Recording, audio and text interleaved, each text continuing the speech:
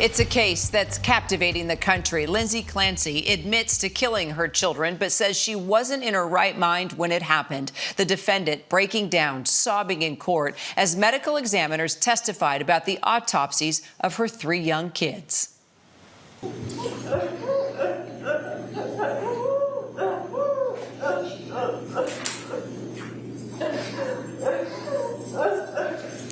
Clancy's defense argues that she should not be held criminally responsible for the deaths because she was suffering from postpartum psychosis.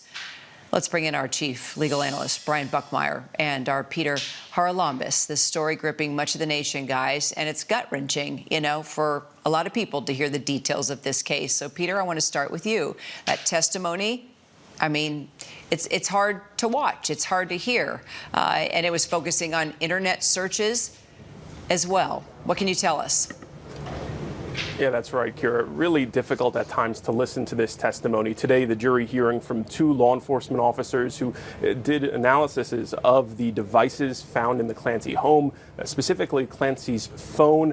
And within that phone, they found these notes from October 2022, which really offer a unique window into the struggle she was facing at the time. It might be easiest to just quote from these messages.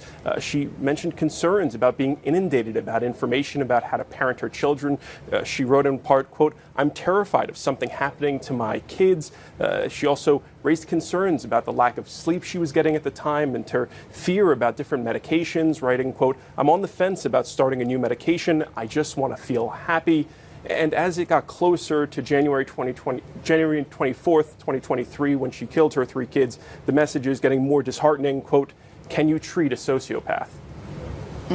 So, Brian, let's talk, just about what Peter just explained, but also the sheer emotion that we've seen from the defendant during this murder trial and just the impact this is going to have on jurors who are deciding her fate.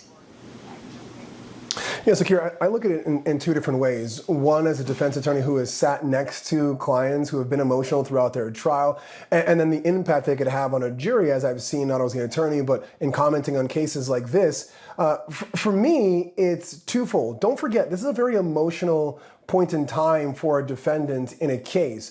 Emotions are heightened, and we're talking about a very gut-wrenching part of this case, the death of her own children at her own hands, which she admits. That's emotional. But I don't think this is going to impact, or probably a better way of saying it, is sway any jurors in their opinion. If you were for Lindsay Clancy and thought she was sick and committed this crime, her tears are only going to further drive home that narrative in your mind. If you're against her and thought that this is make-believe, she's making this all up to get away with murder, you're probably going to think these are crocodile tears. So I think they're just going to drive home everyone's already established opinion so far. Brian, Peter, thanks, guys. We'll continue to track the trial.